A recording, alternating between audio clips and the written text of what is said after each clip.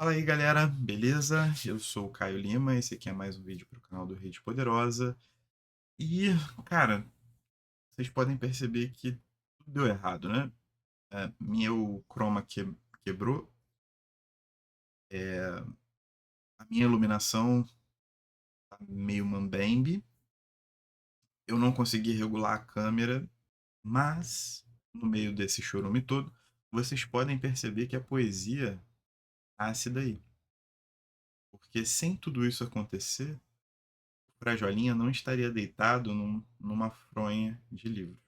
Quando vocês pensarem que tudo está dando errado,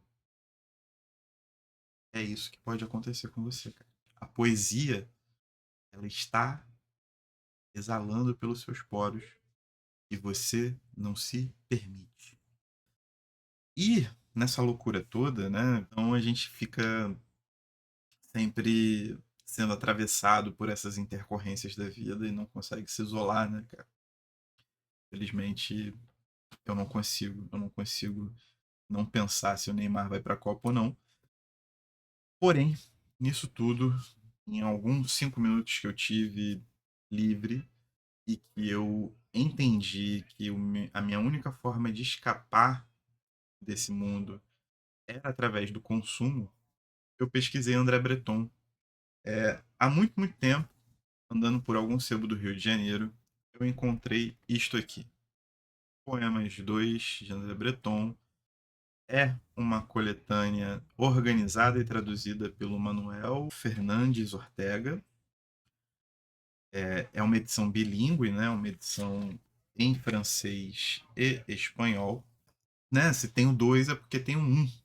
Nesses 5 minutos que eu tive de intervalo nessas últimas 3 semanas, eu acabei encontrando no precinho camarada. Vocês podem ver que essa é a segunda edição, né? Do Poemas 1. E tá com. Isso me incomoda, isso me gera um toquezinho legal, assim. Para mim é meio incômodo. Porém, o que importa tá aqui, ó. Então, o que a gente vai fazer? Eu vou trabalhar muito em cima de poesia surrealista. O Manuel Antônio Pina acabou sendo, no vídeo passado, uma introdução interessante pelas fundações da sua poesia, suas fundações muito materiais, muito pesadas, um início tardio. Mas a tônica era começar pela poesia surrealista portuguesa. Mas como chegou isso daqui, eu vou introduzir um pouquinho da poesia surrealista raiz, né? Da primeira vanguarda ali, que tem início nos anos 20, né? Na década de 1920, junto com outras vanguardas, né? Tem o dadaísmo, futurismo, expressionismo alemão, pipipi, pó. Se não for para começar por André Breton, melhor nem começar também, né? Vamos falar do cara que é um dos grandes fundadores, é o cara que lançou o manifesto surrealista, né, o primeiro e o segundo manifesto, é o cara que tem a obra mais marcante literária, né, a obra literária mais marcante do surrealismo, que é a Nádia, e é meio que o popstar da parada, né? Não tem outro. Ele é o reizinho, ele é o bambambam. Bam, bam. Porém, eu particularmente considero os seus trabalhos mais radicais no que tange aos manifestos, aos ensaios e a ficção, principalmente, é onde a gente consegue ver inserida muito mais essas imagens oníricas, esse automatismo, né, que é uma prática de você não pensar para escrever, você acordar e escrever logo depois, pensando no automatismo junto com o onírico, e também essa visceralidade dos cortes, a traição da própria memória, né? Para quem já leu Nádia, ele é uma alusão sucessiva de cortes de encontros e acaba que você entra numa espécie de paranoia, assim, em alguns momentos uma paranoia bastante violenta, né? A gente pode problematizar isso quando for falar de Nádia, com certeza. Mas a poesia de André Breton, ela é muito interessante porque ela é uma espécie de condensado de todas essas ideias, mas principalmente uma possibilidade de vislumbrar o mundo e o seu tempo e as suas questões pelos olhos de Breton.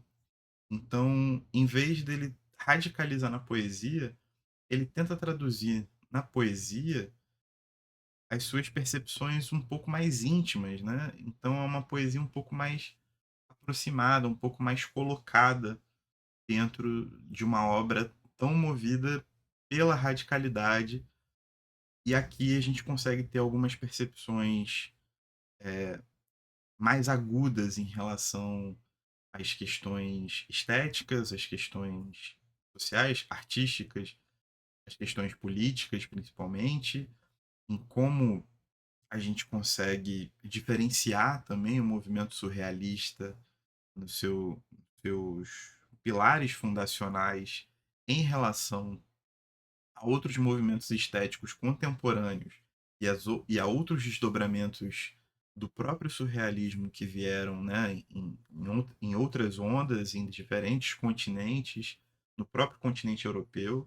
Isso é bastante importante frisar. Então, a poesia do Breton, ela acaba sendo essa cola entre a radicalidade da sua produção, a manifestação política dos manifestos, a manifestação estética do método de escrita através da sua ficção e a radicalidade das suas particularidades em relação ao movimento em si, né? Essa relação intra-surrealismo e a sua relação externa, né? Em como o surrealismo se relaciona aos demais movimentos do seu tempo.